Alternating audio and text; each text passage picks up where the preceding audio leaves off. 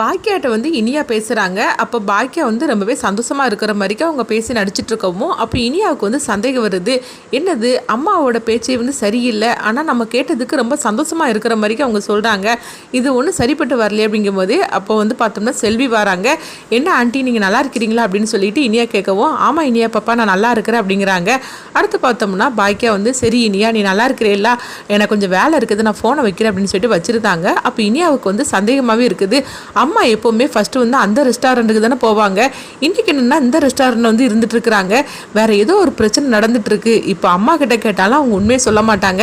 அதனால நம்ம செல்வி ஆண்டிகிட்ட ஃபோன் பண்ணி கேட்கலாம் அப்படின்னு சொல்லிட்டு இனியா பார்த்தோம்னா செல்விக்கு ஃபோன் பண்ணுறாங்க. அப்போ செல்வி கேட்குறாங்க, என்ன இனியா பாப்பா என்கிட்ட தான் நீ பேசினே இல்லை, என்னாச்சு திடீர்னு பண்ணியிருக்கிற, அதுவும் எனக்கு பண்ணியிருக்கிறீ அப்படிங்கும்போது, ஆண்டி உங்ககிட்ட நான் ஒரு விஷயம் பற்றி கேட்கணும், அதுக்காக தான் நான் உங்களுக்கு ஃபோன் பண்ணேன் அப்படிங்கும்போது, அப்படியா இனியா பாப்பா சொல்லு அப்படிங்கிறாங்க. ஆமாம் அம்மா எதுக்காக இந்த ரெஸ்டாரண்ட்டில் வந்து இருந்துட்டு இருக்கிறாங்க, அந்த ரெஸ்டாரண்ட் என்ன ஆச்சுது அப்படின்னு சொல்லி கேட்கவும் செல்வி வந்து உடனே வந்து அதிர்ச்சடைகிறாங்க. அப்போ அவங்க முகமே வந்து மாற ஆரம்பிக்கவும், ஏன்னா வீடியோ காலில் தான் அவங்க பேசிகிட்டு இருக்கிறாங்க. அப்போ இனியா வந்து கேட்குறாங்க, என்ன ஆண்டி நான் கேட்குறதுக்கு நீங்கள் வந்து எதுவுமே சொல்லாமல் அமைதியாக இருக்கிறீங்க, என்ன பிரச்சனை அப்படின்னு சொல்லி கேட்கவும் உடனே வந்து பார்த்தோம்னா செல்வி எல்லா விஷயத்தையும் சொல்லியிருந்தாங்க. உங்கள் மாமனார் வந்து 2 ரெஸ்டாரண்ட்டையும் அவர் வாங்கிட்டாரு, இப்போ வந்து நாங்கள் என்ன பண்ணுறதுக்குன்னு தெரியல அப்படின்னு சொல்லவும் இது கிட்டதுமே இனியா வந்து அதிர்ச்சடைகிறாங்க.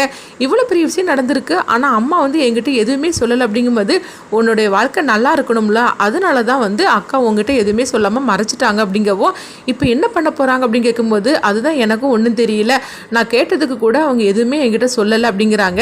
இது கெட்டதுமே இனியா வந்து அதிர்ச்சடைகிறாங்க. சரி நான் ஃபோனை வைக்கிறேன்னு சொல்லிட்டு வச்சுருந்தாங்க. அடுத்து பார்த்தோம்னா அவங்க நிதிஷ்ட வந்து இந்த விஷயத்தை பற்றி சொல்கிறாங்க. இப்படி உங்கள் அப்பா வந்து பண்ணுவார்னு சொல்லி நான் கொஞ்சம் கூட எதிர்பார்க்கவே இல்லை. எங்கள் அம்மா கிட்ட என்ன சொல்லி இந்த ரெஸ்டாரண்ட்டை வாங்கினாரு கல்யாணத்துக்கு முன்னுக்கிட்டி, ஆனால் இப்போ என்னென்னா இந்த மாதிரிக்கு பண்ணி வச்சிருக்கிறாரு, நம்ம உடனே கிளம்பி ஆகணும், அதுவும் 2 ரெஸ்டாரண்ட்டையும் உங்கள் அப்பா வாங்கிட்டாராம் அப்படின்னு சொல்லவும் இது கெட்டதுமே அவங்களும் அதிர்ச்சடைகிறாங்க. எங்கள் அப்பா இப்படிலாம் பண்ணக்கூடிய ஆள் கிடையாது அப்படிங்கும்போது, அப்போ எங்கள் அம்மா நான் பொய்யா சொல்லிட்டு இருக்கிறாங்க, உண்மையை சொல்ல போனால் எங்கள் அம்மா கூட சொல்லலை, எங்கள் அம்மா எல்லாத்தையும் எங்கிட்ட மறைச்சிட்டாங்க, ஆனால் நான் செல்வி ஆண்டிக்கிட்ட தான் அந்த உண்மையில நான் தெரிஞ்சுக்கிட்டேன் அப்படிங்கவும் இது கெட்டதுமே உடனே வந்து அவங்களுக்கு நிதிஷ் வந்து இப்போ என்ன பண்ணுறதுக்கு அப்படின்னு சொல்லவும், நம்ம உடனே இங்கேருந்து கிளம்பி ஆகணும், எப்படியாவது 2 ரெஸ்டாரண்ட்டையும் எங்கள் அம்மா கிட்ட நான் திருப்பி நான் வாங்கி கொடுத்தே தீரும் அப்படின்னு சொல்லிட்டு இனியா வந்து நம்ம உடனே கிளம்பலாம் அப்படிங்கிறாங்க. இங்கே பார்த்தோம்னா வந்து பாக்கியாவை தான் காட்டுறாங்க. அவங்க சோகத்தோடைய வீட்டுக்கு வரவும் உடனே வந்து கோபி வந்து கேட்டுட்டு இருக்கிறாங்க, என்ன பாக்கியா என்னாச்சு அப்படிங்கும்போது, என்ன ஆகிறதுக்கு, அதான் 2 ரெஸ்டாரண்ட்டையும் தாராவத்து கொடுத்தாச்சுதுல, இதுக்கப்புறம் எனக்கு வேலையே கிடையாது, இன்னைக்கு அந்த ஓனர் வந்து 1 வாரம் தான் கெடு கொடுத்துருக்கிறாரு, 1 வாரத்திலே காலி பண்ணணும்னு சொல்லியிருக்கிறாரு, இப்போ நான் என்ன பண்ணுறதுக்கோ தெரியல, அங்கே என்ன நம்பி எல்லாருமே இருக்கிறாங்க வேலை பார்க்கறதுக்கு, இப்போ அவங்கக்கிட்ட எல்லாம் நான் எப்படி வேலை இல்லைன்னு சொல்ல முடியும், அது எனக்கு ஒன்றுமே புரிய மாட்டேங்குது அப்படிங்கிறாங்க.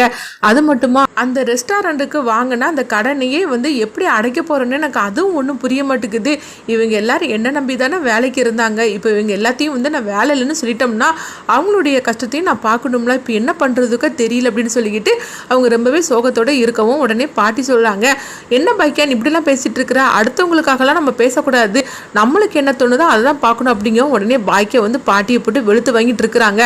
இது எல்லா பிரச்சனைக்கு காரணம் நீங்கள் தான் அப்படின்னு சொல்லவும், என்ன சொல்லிட்டு இருக்கிற, இனியாவுக்கு சந்தோஷமான ஒரு வாழ்க்கை கிடைச்சிருக்கு, அதை நினச்சி சந்தோஷப்பட்டுட்டு இருப்பியா, நீ என்னென்னா வந்து உங்ககிட்ட வேலை செய்யப்பட்டவங்களுக்குலாம் வந்து வேலை இல்லாமல் போயிடுச்சுன்னு சொல்லிட்டு அதை நினச்சி கஷ்டப்பட்டுட்டு இருக்கிற, அடுத்தவங்களோட இதெல்லாம் நம்மளுக்கு என்னத்துக்கு அப்படிங்கவும் உடனே பாக்கியா வந்து சொல்கிறாங்க, இப்படி சுயநலவாதியாக இருப்பீங்கன்னு சொல்லி நான் கொஞ்சம் கூட எதிர்பார்க்கவே இல்லை, இனியா ஒருத்திக்காக இன்றைக்கி எத்தனை பேர் கஷ்டப்பட்டுட்டு இருக்கிறோம், அதை நீங்கள் நினச்சி பார்த்தீங்களா அப்படிங்கவும், இங்கே பாரு அடுத்தவங்களை பற்றிலாம் நினைக்கங்கூட அவசியம்லாம் நம்மளுக்கு கிடையாது, நம்மளை பற்றி நம்ம குடும்பத்தை பற்றி தான் நினைக்கணும், இன்றைக்கி இனியா எவ்வளவு பெரிய கோடீஸ்வர சம்பந்தம் கிடைச்சிருக்கு, அவ பாரு எவ்வளவு சந்தோஷமா இருந்துட்டு இருக்கிறா, அதை நீ பார்க்க மாட்டேங்கிறீ அப்படின்னு பேசிட்டு இருக்கும் போதே பார்த்தோம்னா பாக்கியா கோவத்தோட அங்க இருந்து போயிருந்தாங்க.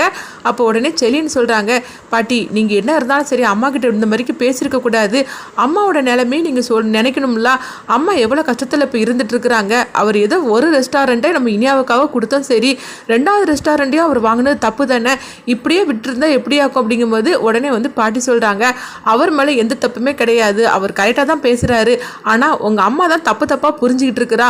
உண்மையை சொல்லப்போனால் அவர் அந்த ரெஸ்டாரண்ட்டுக்கு பணம் தரேன்னு தான் சொன்னார். அது ஃபஸ்ட்டே வாங்கிட்டு நம்ம கொடுத்துருந்தோம்னா இந்த பிரச்சனைலாம் தேவைதானா? இப்போ பாரு, நம்மளுக்கு பணமும் கிடைக்கல, நம்மளை விட்டு ரெஸ்டாரண்ட்டும் கைவிட்டு போச்சுது.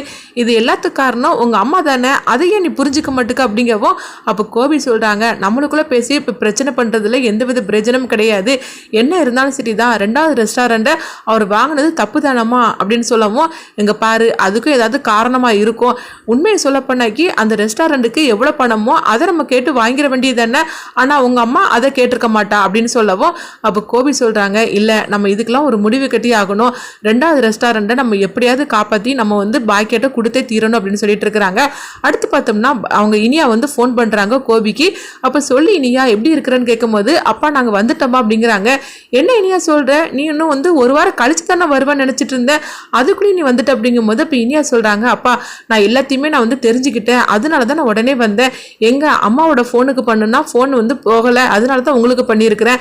இப்போ கொஞ்ச நேரத்தில் நான் என் மாமனாரோட நான் வீட்டுக்கு வரேன் அப்படின்னு சொல்கிறாங்க.